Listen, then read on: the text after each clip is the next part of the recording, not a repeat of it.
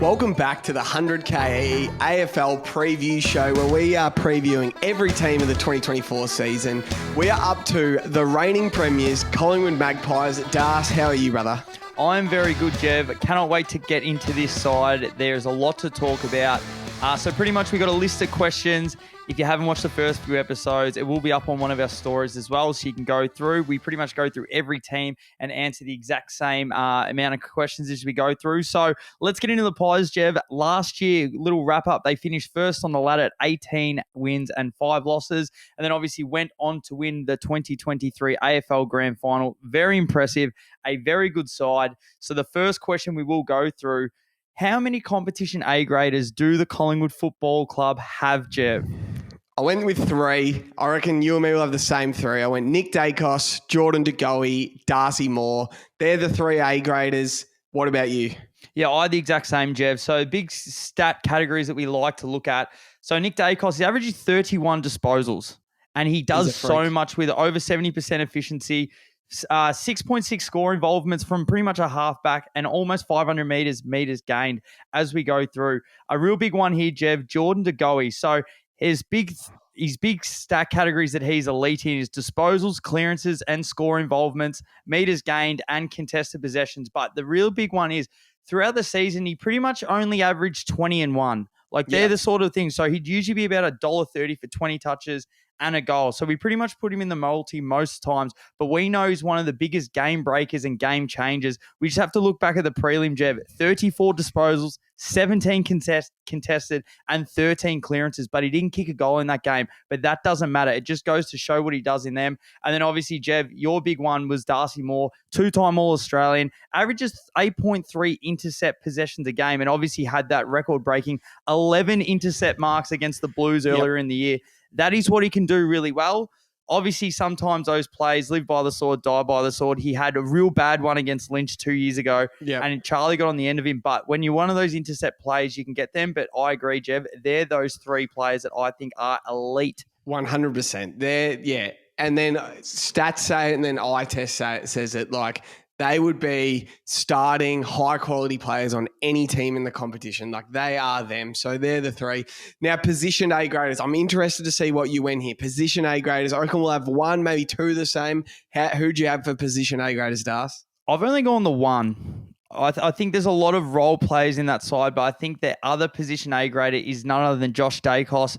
All-Australian and best and fairest in the same season, Jev, which is one of the best accolades you can get. One of 2 wingers, I think, that are the elite A-graders with your man, Errol Goulden. But this is one of the things. As a winger, you want someone that can get the ball and do a lot with it. Goes at 71% efficiency. And it's not just like he's just doing the cheap, easy kicks. He tries to break lines and really tries to fit a ball through a keyhole. And someone that gets, we want to know how many possession he gets. These are his top 10 games this year, Jeb. Last year, 38, 33, 31, 31, 30, 30, 29, 28, 28, 28. And not only they kick 16 goals as well. So as a winger that can hold his width, if he has to stay on that side of the ground, we know when Nick went down, he actually went into the midfield a little bit more as well. But as that position A-grader, as that true wingman, I'd have him and Errol Goulden, maybe McCluggage there as well. But I think he's their only other real position A-graders. A lot of really good role players, but if we're talking A+, I've only got him. Who do you have? I had Josh Dacos, A-grade wingman, arguably 1 or 2 best wingmen in the comp. I had Braden Maynard as well, Das. I think he's an A-grade defender. Whether it's he's playing on a small, he's playing on a tall, he plays undersized, oversized, his kicking is elite.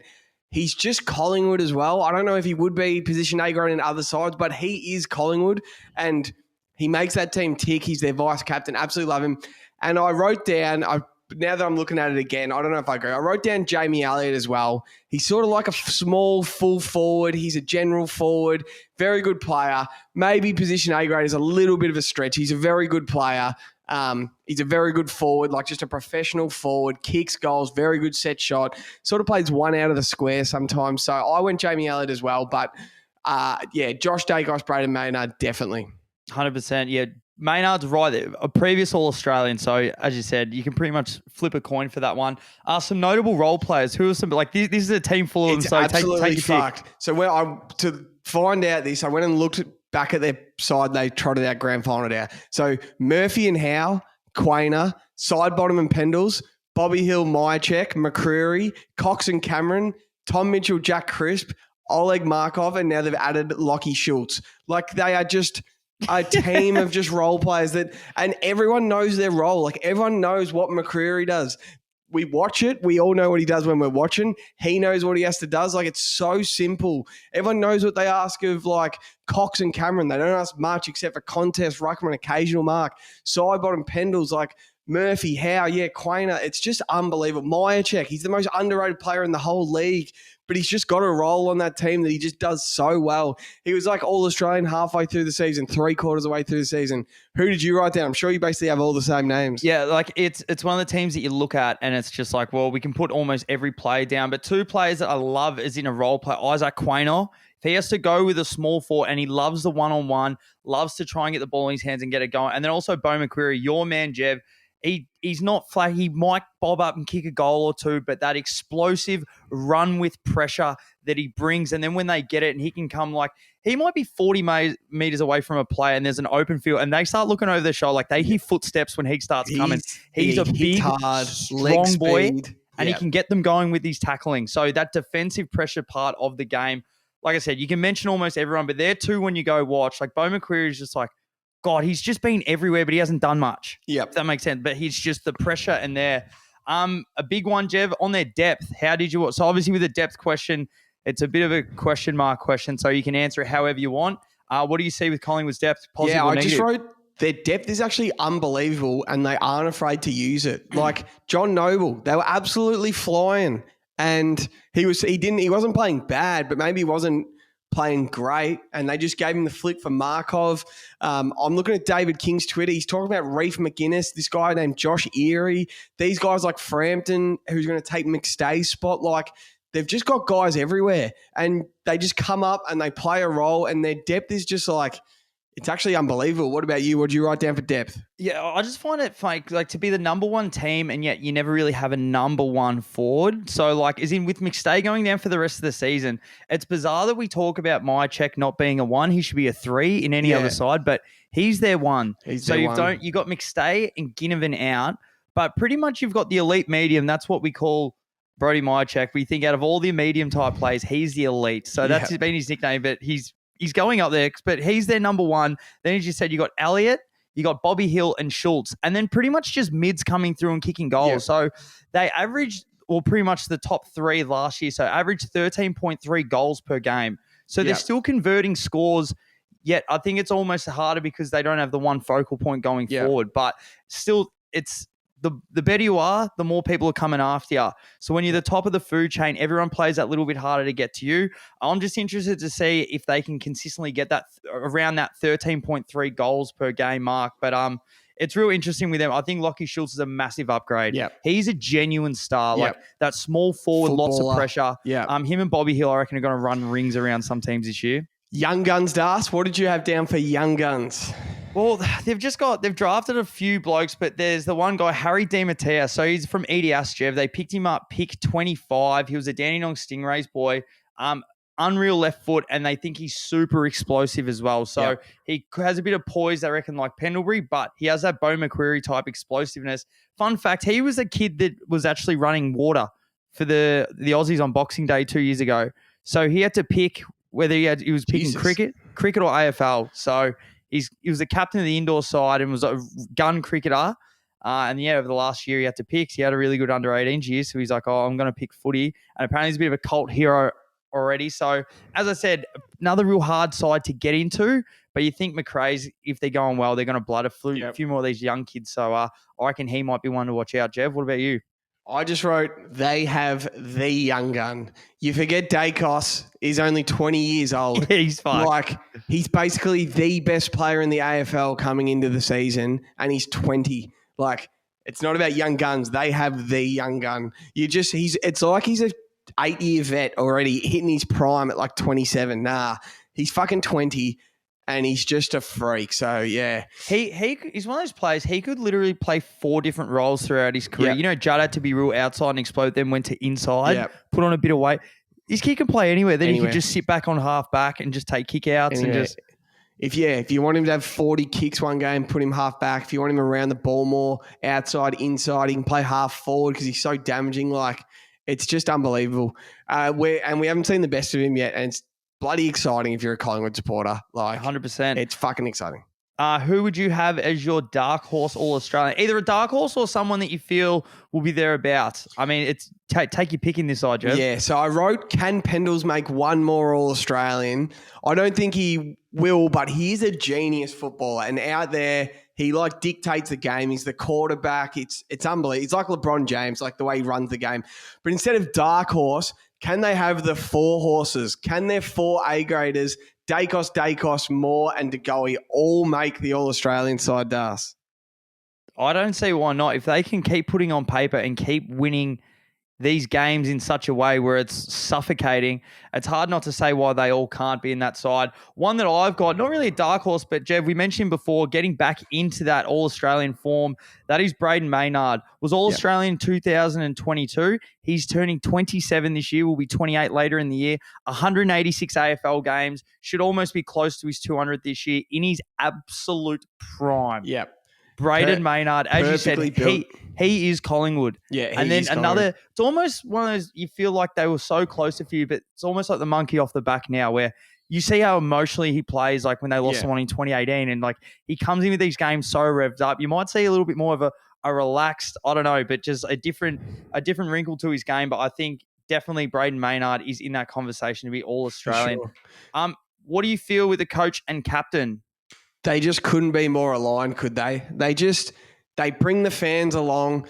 There's a ruthless edge with McRae that you don't really see until like selection and stuff. But like, you know, the rumours about how Jack Ginnivan went to the races the night before the grand final, and then if McRae didn't have his baby, he was nearly going to drop Jack Ginnivan. Now he plays for Hawthorn.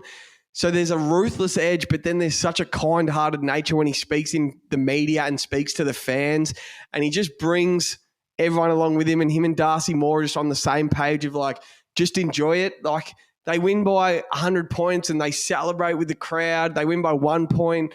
It's all just about, they just get the 100,000 Collingwood supporters in it. So they're just aligned. What did you have down for coach, captain, Das? Yeah, almost seemed like they had Malthouse, they had Buckley, that real hard nose. And then you go back to the other coaches, and as you said, McRae flipped it on the head, and everyone bought in. Whether you got to be a little bit more gentle with the players and just tell them how much you appreciate them a bit more. Players obviously feed off that, and they feel like that they're not going to, if they fuck up a kick, they're going to get absolutely roasted. Then they're playing with pressure. It's like, no, if you miss the kick, just go for it again. So they've played that way the last 2 and a bit years, and they've been unbelievable. As you said, couldn't be a better matchup. And I think that, whether people think they might fall off a cliff, or like, there's always a few teams that jump up and down. I reckon they're locked in for the next 2 or 3 years for sustained success. And I think that they're going to continue to move on and get better in different aspects of the game. Yeah, 100%. So strength of schedule, Das, this is your thing. What have you got down? What did Fox Footy or whatever have it as their strength of schedule? So strength of schedule based off the teams last year, where they finished on the ladder, where these teams are doubling up against teams this year. So 1 being the easiest, 18th being the hardest schedule. They've given the Pies the 15th hardest. 15th. Yeah, well, they are the reigning premiers, so they've got to play all the good teams, usually twice. So I'll go through the notable home games here, Jev, because usually I was when we did the previous ones like Carlton and stuff, because they play a lot of games at the MCG, I've just written down all the games at the MCG for the Pies. So did I. Yeah. So you've got the Swans, the Saints, Port, Essendon, Carlton, Adelaide, Melbourne, Essendon, Geelong, Hawthorn, Richmond, Carlton, Brisbane, Melbourne. So big blockbuster games, Jev. They're going to outnumber almost every crowd.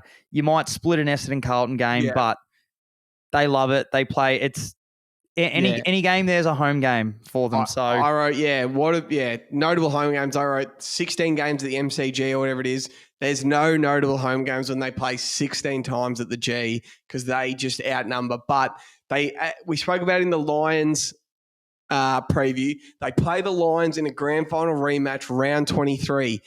Is there a chance that's for first on the ladder? Is there a chance that's for, are they both resting because they've locked up 1 and 2?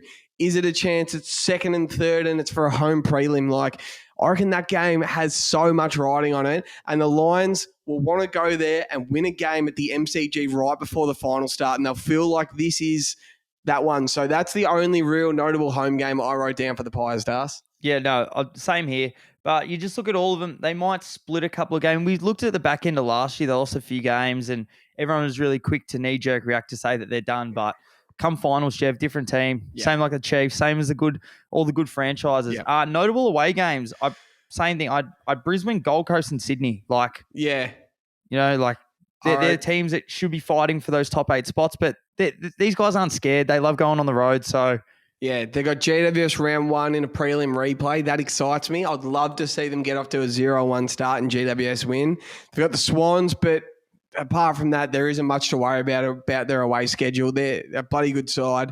So their floor of wins, what did you have their floor of wins? It seems quite high, but I reckon we'll be the same. 14 wins. So I wrote, so they went 18-5 last year. If they have 16, 17 games at the G or in Melbourne, their floor's like 15-8, isn't it? Yeah, I did like 14-9. I thought 14 was quite conservative, but yeah, if we're doing a floor, I don't see him winning less than 14 games personally. It's unbelievable. And then ceiling, what did you have their ceiling as wins? Around the same as last year, 18. I just think it's going to be hard to win many more than that games. They might. I don't know. They've had a lot of games the last few years where they've been 1-goal wins. Yeah. You might be on the other side of a few of those. I just think ceiling 18 wins in this league is pretty incredible. What did you have the over underline at? 17.5. What about you? I had 16.5. Yeah, I was probably one too much. I wrote on the ceiling of wins, like they went 18-5 last year. Can they push 20-3? And they probably can if they really want to. But if it's the same as last year where they drop a couple towards the end of the year. But yeah, 17.5. You just look at them and you just think it's the exact same as last year. And if they went 18-5 last year, they're either going to be an 18-win team or a 17-win team. I think that's the line where you go, oh, I won't bet the over, but I probably won't take the under sort of thing. And you wrote 16.5. If it was 16.5, geez, I'd be looking at the over. Yeah. Well, if it is, we're going to have to go through. So we're sort of saying where we're sitting at the moment. We're going to have to go through the ladder from last year and take out the draw and just say, how many wins can we actually give out? Yeah. Because we can't just say over for every side. So I think it's hard because the first 4 teams, we probably expect them to be over. Yeah. Adelaide, Brisbane, Carlton, Collingwood. And then after that, I think we're going to take a few unders. We're going to see how many wins we can actually give out. But if it's 16.5, Jev, I'll be going over. I think they've got a game and a half over that. I think around that 18 mark. Do you have a hot take for me? Oh, they're playing a prelim at the MCG again this year. I think it's a lock. They are playing at the and will Nick Dacos win the Brownlow? Will they time his run just a fraction better where he might miss a game or two, rounds 14 to 16, not through injury, but just like maybe a tiny injury, but where he doesn't sort of break his leg at the end of the year because he gets the early bye because they play round 0. He gets the round 12 bye. You give him another bye round 17. I just see him polling 30 to 35 votes. Will he win the Brownlow, Das? Is my hot take. What about you? I have, if these guys can be as lightning fast as they were last year and confident down back, can we see Schultz and Hill combined for 80 goals? 80 goals. And run rampant. We're not going really big high marking. Are these guys going to slingshot and just become an absolute headache for other teams and just get on the back? Hard running. As hard as you can, over the top. These guys are kicking between them like 6 to 8 goals between them a week and just turning games on heads. And you take one out, the other one's going to pop out the back. So is this what Collingwood can become and they just really go small mosquito fleet type? Fuck. 80 goals between these two and just become a nightmare. So what about if I was to give you, so what's 30 times 4? That's 120. Maybe I'll go 130 goals, 130 and a half, over, under, McCreary, Elliott, Lockie Schultz, Bobby Hill. The 4 speed smalls, 130 over, under. What would you take? Go again, McCreary, Elliott. Jamie Elliott, Lockie Schultz, Bobby Hill. 130. It's basically 30 goals each plus a couple. That's 120 I would have taken. I reckon 130. I might have to just touch the under on that. It's a lot of goals, but as you said, saying they could kick 6 to 8 a week, that 4 together, is that 9 goals a week? Is that 10 goals a week? Do it over 23 rounds, who knows? You could, but I definitely think they could be a very quick, small scoring mosquito fleet this year, especially with their midfields pushing forward. But I think we agree on most of it, Jev. Collingwood will have another consistent year. Might lose some of those big games, but that always happens in this league. We see them sitting around that 17, 18 win mark. So Pies fans, another big season and looking forward to it. One interesting thing I'd love to see. I don't think they'll panic, but they lose to GWS round 1 in Sydney, and then the Swans get them on the G the next week, and they start 0-2. I would just love to see it. I'd love to see how they react. Are they just the same confident, or does shit change? We'll see. I think they just stay the same, but I'd love to see it. So that is the Pies. Next up, we got the Bombers, Das. I'll see you when we do the Bombers. Beautiful. See them up.